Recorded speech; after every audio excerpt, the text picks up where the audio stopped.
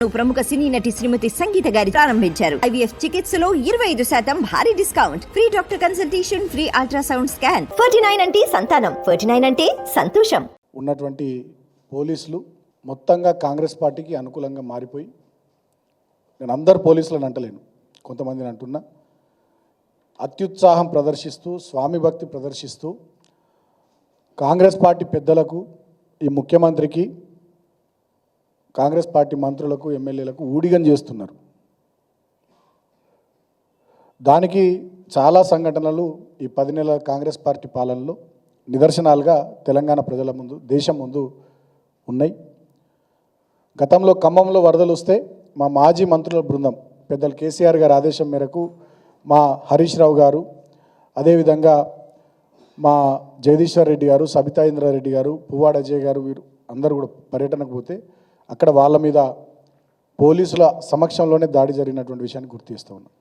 మొన్నటికి మొన్న మూసీ బాధితులను పరామర్శించడానికి పెద్దలు మా పార్టీ వర్కింగ్ ప్రెసిడెంట్ అన్న కేటీఆర్ గారి నేతృత్వంలో బృందం బయలుదేరితే పోలీసుల సమక్షంలోనే మా వర్కింగ్ ప్రెసిడెంట్ గారు కేటీఆర్ గారి కాన్వాయ్ మీద, కారు మీద కాంగ్రెస్ పార్టీ వాళ్ళు ఎట్లా దాడి చేసారో ప్రపంచం చూసింది. అదే కాకుండా చాలా చోట్ల తెలంగాణ వ్యాప్తంగా మా కార్యకర్తల మీద, నాయకుల మీద అక్రమ కేసులు కానీ, వేధింపులు కానీ, అదేవిధంగా కాంగ్రెస్ పార్టీ నాయకులు పోలీసుల ప్రోత్సాహంతో చేస్తున్నటువంటి దాడులు కానీ, ఇవన్నీ కూడా తెలంగాణ ప్రజల కళ్ళ ముందర ఉన్నాయి. అంతేకాకుండా సోషల్ మీడియాలో తెలంగాణ ప్రభుత్వం చేస్తున్నటువంటి కొన్ని తప్పుడు నిర్ణయాలను సోషల్ మీడియా వేదికగా ప్రజల దృష్టికి తీసుకొస్తే అక్రమంగా కేసులు పెడుతున్నటువంటి తీరు. అదే కాంగ్రెస్ పార్టీ వాళ్ళకి సంబంధించి మాత్రం పోలీసులు వాళ్ళ మీద కేసులు ఉండయి, వాళ్ళ మీద బెదిరింపు చర్యలు ఉండయి, వాళ్ళకి సంబంధించి ఏ చట్టం లేదు, ఏ రూల్ ఆఫ్ లా లేదు. కానీ బీఆర్ఎస్ పార్టీ వాళ్ళకి మాత్రం అన్నీ వర్తిస్తాయి అన్నట్టుగా చాలా అతిగా కొంతమంది పోలీసులు ప్రవర్తిస్తూ ఉన్నారు. దానికి ప్రధానమైనటువంటి సంఘటనలు మనందరి కళ్ళ ముందర ఉన్నాయి. ఇవాళ ఇంకో సంఘటన ఈ మీడియా ద్వారా తెలంగాణ ప్రజల దృష్టికి నేను తీసుకొస్తా ఉన్నా. గతంలో నేను చెన్నూరు నుంచి ఎమ్మెల్యేగా బీఆర్ఎస్ పార్టీ తరఫున ప్రాతినిధ్యం వహించినటువంటి సందర్భంలో ఆనాడు కాంగ్రెస్ పార్టీ నుంచి, అంటే అంతకుముందు ఆయన భారతీయ జనతా పార్టీలో ఉండే, సడన్గా ఎన్నికల ముందే కాంగ్రెస్ పార్టీలోకి వచ్చినటువంటి వివేక్ గారు ఆనాడు కాంగ్రెస్ పార్టీ అభ్యర్థిగా నా మీద పోటీ చేయడం జరిగింది. ప్రస్తుతానికి కూడా ఆయన ఇప్పుడు కూడా కాంగ్రెస్ పార్టీలోనే ఉన్నాడు. ఇప్పటికైతే కాంగ్రెస్ పార్టీలోనే వివేక్ గారు ఉన్నారు.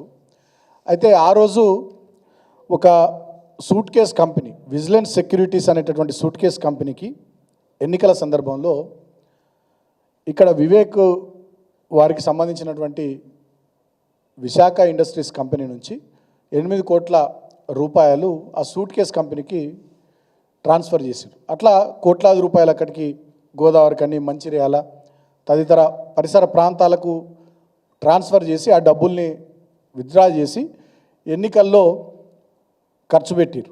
సో ఆ సందర్భంలో నేను ఆనాడు బీఆర్ఎస్ పార్టీ అభ్యర్థిగా ఎన్నికల్లో పోటీ చేస్తున్నటువంటి తరుణంలో ఎలక్షన్ కమిషన్కు మా దృష్టికి వచ్చినటువంటి అంశాన్ని తీసుకొని పోయి కంప్లైంట్ ఇవ్వడం జరిగింది. సో ఎన్నికల కమిషన్కి ఇవ్వడమే కాకుండా ఆనాడు ఇన్కమ్ ట్యాక్స్ డిపార్ట్మెంట్కి, అదేవిధంగా ఎన్ఫోర్స్మెంట్ డైరెక్టరేట్ డిపార్ట్మెంట్కి అందరికి కూడా కాపీలు పంపించడం జరిగింది. ఆనాడు ఉన్నటువంటి ఎలక్షన్ కమిషన్ కూడా, పోలీస్ డిపార్ట్మెంట్ కూడా ఇది కోట్లాది రూపాయల డబ్బులతో ముడిపడి ఉన్నటువంటి అంశం కాబట్టి ఇన్కమ్ ట్యాక్స్ డిపార్ట్మెంట్కు, ఎన్ఫోర్స్మెంట్ డైరెక్టరేట్కు వాళ్ళు కూడా లేఖలు రాయడం జరిగింది. సో దానికి సంబంధించి నవంబర్ 2023 22వ తేదీ నాడు ఎన్ఫోర్స్మెంట్ డైరెక్టరేట్ వాళ్ళు వివేక్ గారికి సంబంధించినటువంటి మంచిర్యాలలో ఆయన నివాసం ఉండే హైటెక్ సిటీలో, అదేవిధంగా రామగుండం ఏదైతే ఈ విజిలెన్స్ సెక్యూరిటీస్ అనే bogus company, suit case company కార్యాలయం అని చెప్పి అడ్రస్ చెప్పారో వాటి మీద కూడా, అదేవిధంగా హైదరాబాద్లో కూడా కొన్ని చోట్ల రైడ్ చేసి వాళ్ళొక అఫీషియల్ ప్రెస్ స్టేట్మెంట్ రిలీజ్ చేశారు. Enforcement directorate official press statement 2023 November 22వ తేదీ నాడు వాళ్ళు ఈడీ వాళ్ళు అధికారులు రిలీజ్ చేయడం జరిగింది. దీంట్లో వాళ్ళు ఎంత స్పష్టంగా చెప్పినారంటే, ఇది ఇంగ్లీష్లో ఉంది ప్రెస్ రిలీజు, నేను మన ప్రజలందరికీ అర్థం కావాలని చెప్పి తెలుగులో చదువుతున్నాను దీన్ని. తెలంగాణ పోలీసుల సూచన మేరకు ఈడీ దర్యాప్తు ప్రారంభించి 8 కోట్లు డాక్టర్ జి వివేక్ సంబంధించినటువంటి విశాఖ ఇండస్ట్రీస్ కంపెనీ నుంచి విజిలెన్స్ సెక్యూరిటీస్కి బదిలీ కావడం జరిగింది. దీనికి సంబంధించి ఈడీ దర్యాప్తులో విజిలెన్స్ సెక్యూరిటీ యొక్క బ్యాంకు ఖాతాలో ఎలాంటి నిజమైన వ్యాపార హేతుబద్ధత లేకుండా డబ్బును సర్క్యూటర్స్గా బదిలీ చేయడానికి ఉపయోగిస్తున్నారని మరియు డాక్టర్ జి వివేక్ అతని భార్య మరియు వారి సంస్థ విశాఖ ఇండస్ట్రీస్ ద్వారా విజిలెన్స్ సెక్యూరిటీస్తో 100 కోట్ల రూపాయలు లావాదేవీలు జరిగినాయి. ఆ సంస్థ కేవలం 20 లక్షల రూపాయలు దాని తాజా బ్యాలెన్స్ షీట్లో ఆపరేషన్ల నుండి రాబడిగా చూపెట్టడం జరిగింది. అంతేకాకుండా ఒక 64 కోట్ల రూపాయలు ప్రధానంగా దీర్ఘకాలిక రుణాలు అడ్వాన్సుల రూపంలో ఆ కంపెనీలో చూపెట్టడం జరిగింది. కంపెనీ ప్రారంభమైన నాటి నుండి కంపెనీ యొక్క ఇంపాక్ట్ బ్యాంక్ ఖాతాలో క్రెడిట్ మరియు డెబిట్ లావాదేవీలు చాలా కోట్ల రూపాయల్లో ఉన్నాయి. 200 కోట్ల పైచిలకు రూపాయల్లో ఉన్నట్టుగా ఈడీ వాళ్ళు ఒక ప్రెస్ నోటు చాలా స్పష్టంగా ఆ రోజు రిలీజ్ చేయడం జరిగింది. సో రిలీజ్ చేస్తూ వాళ్ళు ఏం చెప్పారంటే దాంట్లో ఫర్దర్ ఇన్వెస్టిగేషన్ కూడా ఇంకా మరింత లోతుగా మేము కొనసాగిస్తాం. ఎందుకంటే వివేక్కు దీనికి సంబంధించి ప్రత్యక్ష పరోక్ష నియంత్రణ ఉన్నట్టు మా విచారణలు ఈ సోదాల సందర్భంగా తేలింది. ఈ దర్యాప్తును మరింత వేగవంతం చేస్తాం. దీంట్లో ఫెమా ఉల్లంఘనలు, విదేశీ పన్ను స్వర్గధామ దేశంలో డాక్టర్ జి వివేక్ ద్వారా ఒక సంస్థను విలీనం చేయడంతో ప్రాథమికంగా ఫెమా ఉల్లంఘనలు కూడా జరిగినట్టుగా మేము గుర్తించినామని చెప్పి ఆ ప్రెస్ నోట్లో ఎన్ఫోర్స్మెంట్ డైరెక్టరేట్ రిలీజ్ చేయడం జరిగింది. తర్వాత వాళ్ళు అప్పుడు శోధించినటువంటి సందర్భంలో వాళ్ళ కార్యకలాపాల ఫలితంగా డిజిటల్ పరికరాల రికవరీ, స్వాధీనము, అనేక కోట్ల రూపాయల విలువైన అనుమానాస్పద లెక్కించబడని లావాదేవీలను సూచించే పత్రాలు, అలాగే ఆస్తి ఒప్పందాలలో లెక్కించబడని నగదును ఏ రకంగా ఉపయోగించారో అన్ని విషయాలు తెలిసినాయి. తర్వాత సీజ్ చేసిన పత్రాలు, గ్రూప్ కంపెనీల్లో పెద్ద ఎత్తున ఇంటర్ కార్పొరేట్ డిపాజిట్లు, చట్టబద్ధం కాకుండా వ్యాపారం లేని భారీ భూ ఆస్తులను కలిగి ఉన్నట్టుగా ఎన్ఫోర్స్మెంట్ డైరెక్టరేటు ఆనాటి సోదాల్లో తేల్చింది. సో ఈ vigilance security services private limited యొక్క బూటకపు స్వభావాన్ని కూడా ఈ ఆపరేషన్స్ అన్ని కూడా నిర్ధారించడం జరిగింది. కాబట్టి మేము ఇంకా లోతైన విచారణ జరుపుతాం. ఇప్పుడు వీళ్ళు ఏదైతే అడ్రస్ ప్రకటించారో ఆ అడ్రస్లో కూడా అదేం లేదు అని చెప్పి ఆనాడు ఎన్ఫోర్స్మెంట్ డైరెక్టరేటు నవంబర్ 2023 22వ తారీఖు నాడు విడుదల చేసినటువంటి ప్రెస్ నోట్ ఇది. అయితే దీనికి కొనసాగింపుగా మళ్ళీ జనవరి 24 ఈ సంవత్సరం 2024 జనవరి 24వ తేదీన హైదరాబాద్లో వివేక్ గారిని పిలిచి వాళ్ళు విచారణ కూడా చేయడం జరిగింది. ఆ విచారణ చేసినటువంటి సందర్భంలో కూడా ఎన్ఫోర్స్మెంట్ డైరెక్టరేట్ వాళ్ళు చాలా విషయాలు చాలా స్పష్టంగా చాలా లోతుగా విచారణ చేసినట్టు వాళ్ళు కూడా చెప్పడం జరిగింది. అయితే ఈ ఈడీ విచారణ అనేది ఈ కేసులో కొనసాగుతుంది. ఇక్కడ అసలు విషయం ఏంటంటే ఈడీ విచారణ అనేది ఈ కేసులో కొనసాగుతుంది. కానీ దుర్మార్గంగా తెలంగాణ పోలీస్ డిపార్ట్మెంట్ వాళ్ళు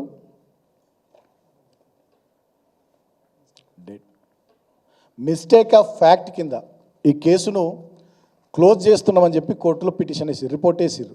ఏ డేట్ నాడంటే అది 8వ నెల 2024 సంవత్సరం 8వ నెల 14వ తేదీ నాడు. ఒకవైపేమో ఈడీ ప్రెస్ నోట్ ఉంది. ఎన్ఫోర్స్మెంట్ డైరెక్టరేటు కోట్లాది రూపాయల అక్రమాలు జరిగినట్టుగా, కోట్లాది రూపాయల ఇల్లీగల్ ట్రాన్సాక్షన్స్ జరిగినట్టుగా, కోట్లాది రూపాయల ఇల్లీగల్ ఆపరేషన్స్ జరిగినట్టుగా, భూ లావాదేవీలు, భూ ఆస్తులు వీటన్నిటికి సంబంధించి ఇంకా లోతైన విచారణ జరుపుతామని చెప్పి ఈడీ విడుదల చేసినటువంటి ప్రెస్ స్టేట్మెంట్ ఉంది. అదే కాకుండా దానికి కొనసాగింపుగా జనవరి 24 ఈ సంవత్సరంలోనే హైదరాబాదు ఈడీ ఆఫీస్కి వివేక్ గారిని పిలిచి ఈడీ విచారణ రోజంతా చేసింది.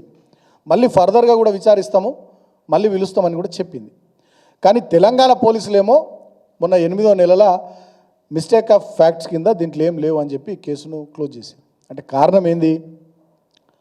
హోం మంత్రిత్వ శాఖ ఇవాళ ముఖ్యమంత్రి రేవంత్ రెడ్డి దగ్గర ఉంది కాబట్టి 100 కోట్ల రూపాయలు అక్రమాలు జరిగిన సూట్ కేస్ కంపెనీలు, బోగస్ కంపెనీలు పెట్టి ఈ రకమైనటువంటి లావాదేవీలు ఎన్ఫోర్స్మెంట్ డైరెక్టరేట్ గుర్తించి అది విచారణ జరుపుతుండగా కూడా తెలంగాణలో హోంమంత్రిత్వ శాఖ ముఖ్యమంత్రి రేవంత్ రెడ్డి కింద ఉంది కాబట్టి ముఖ్యమంత్రి రేవంత్ రెడ్డి వివేక్ను కాపాడాలనే ఉద్దేశంతో ఈ కేసును పోలీసు వాళ్ళకి చెప్పి క్లోజ్ చేస్తూ పిటిషన్ వేశారు.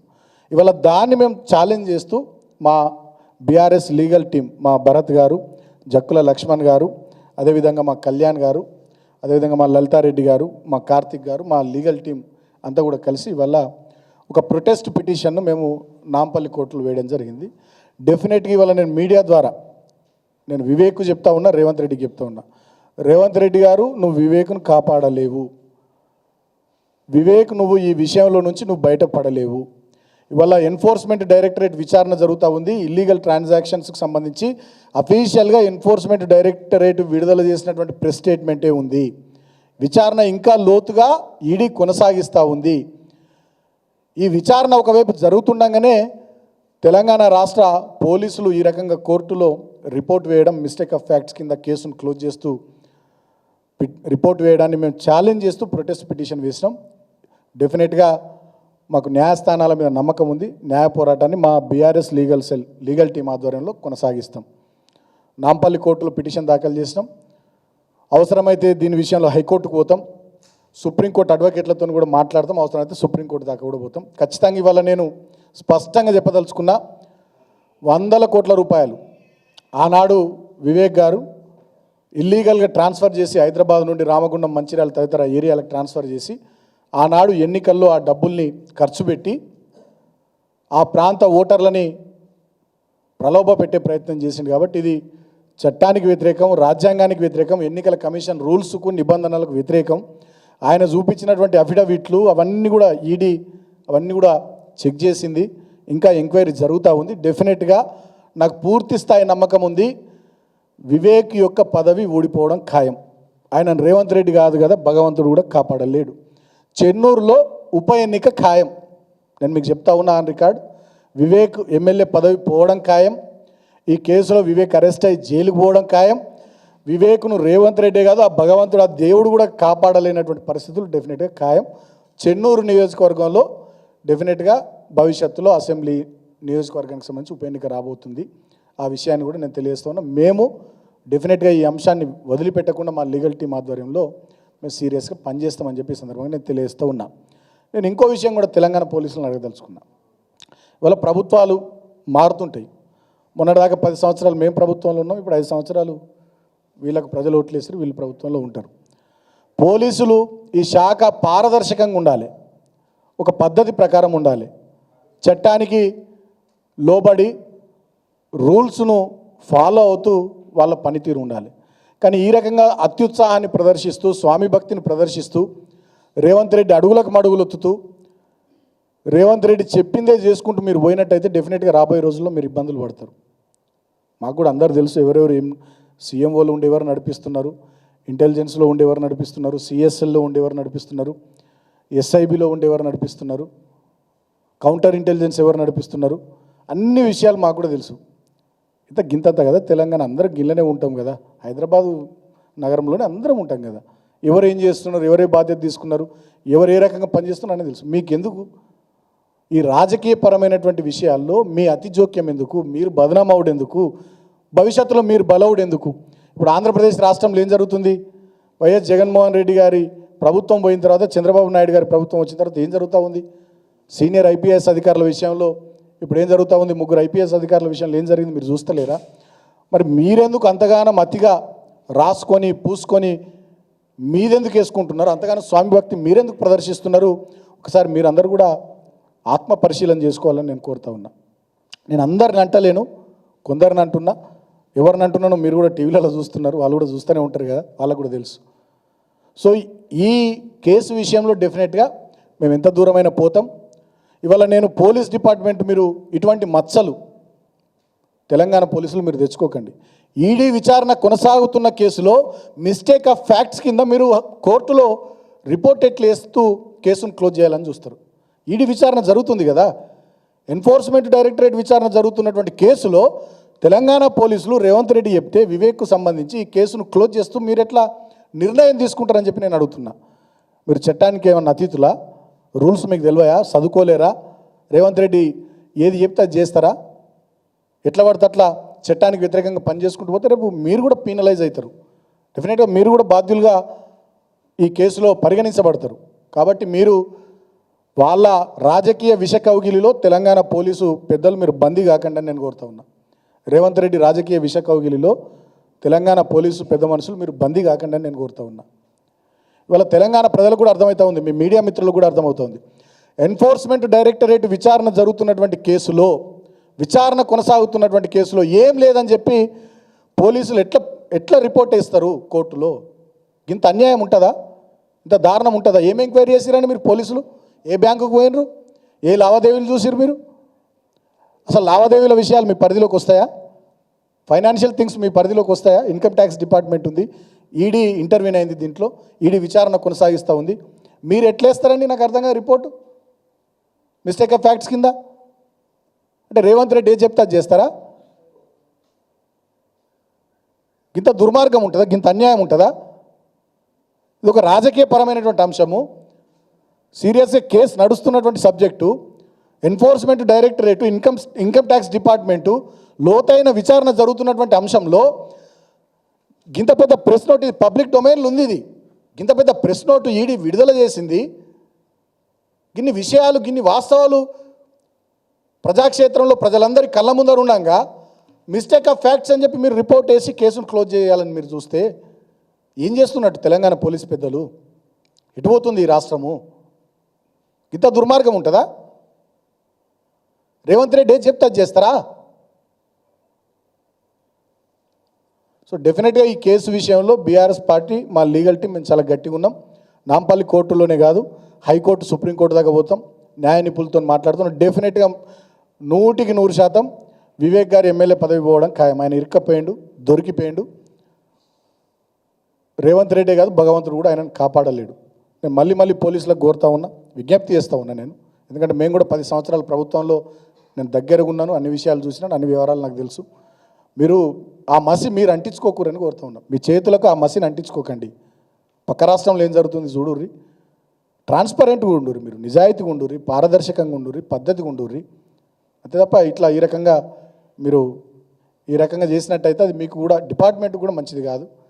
అది తెలంగాణ పోలీసు శాఖ యొక్క ఔన్నత్యాన్ని, మన ప్రతిష్టను దెబ్బతీస్తుంది. ఇప్పటికే పోయింది 9-10 నెలల్లో.